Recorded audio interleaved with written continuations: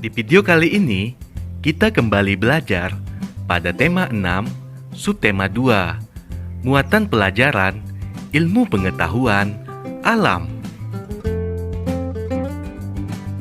Membandingkan siklus hidup makhluk hidup melalui pengamatan.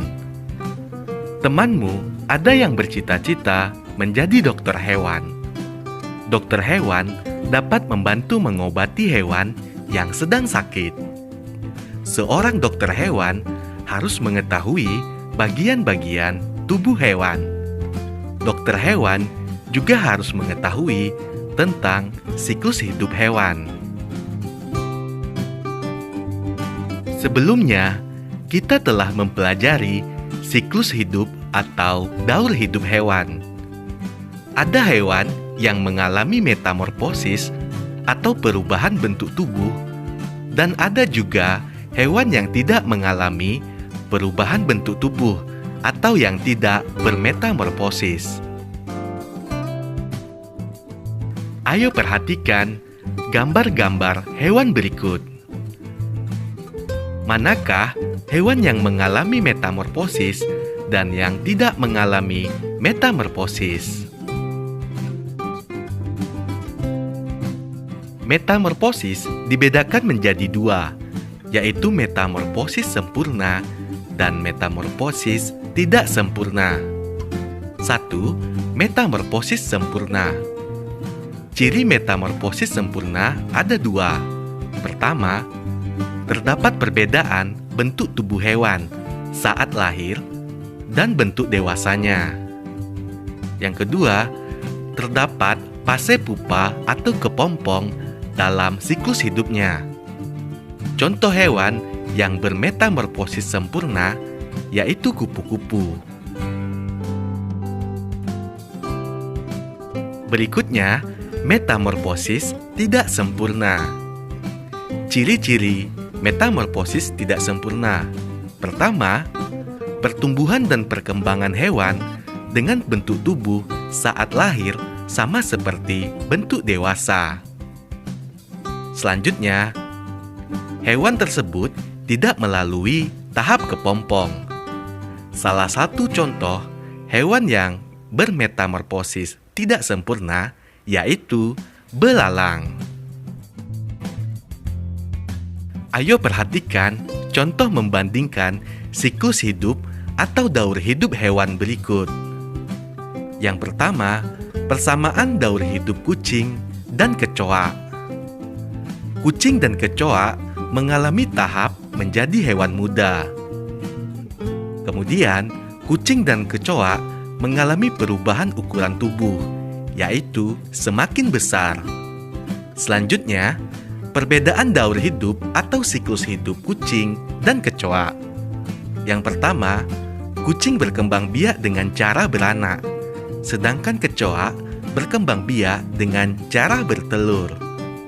Yang kedua, daur hidup kucing tidak mengalami metamorfosis, sedangkan daur hidup kecoa mengalami metamorfosis, yaitu metamorfosis tidak sempurna.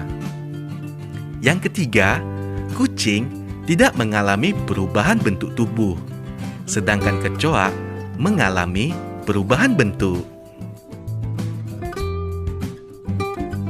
Menjelaskan manfaat makhluk hidup bagi lingkungan sekitar.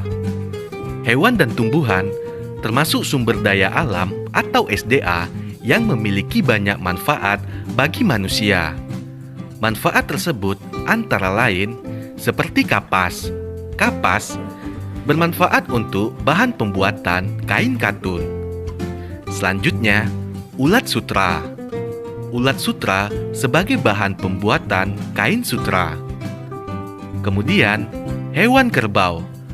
Kerbau bermanfaat untuk membajak sawah. Ayo perhatikan tabel manfaat hewan dan tumbuhan berikut. Jenis sumber daya alam, tumbuhan. Contohnya, padi, kapas, kayu jati.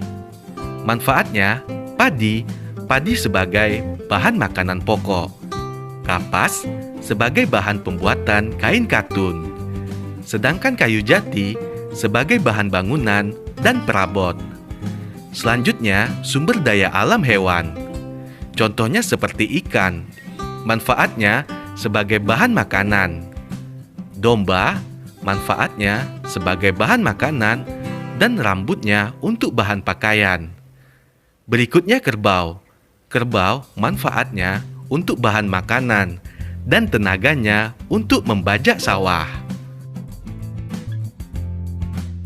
Pemanfaatan makhluk hidup juga ada yang berhubungan dengan siklus hidup hewan tertentu.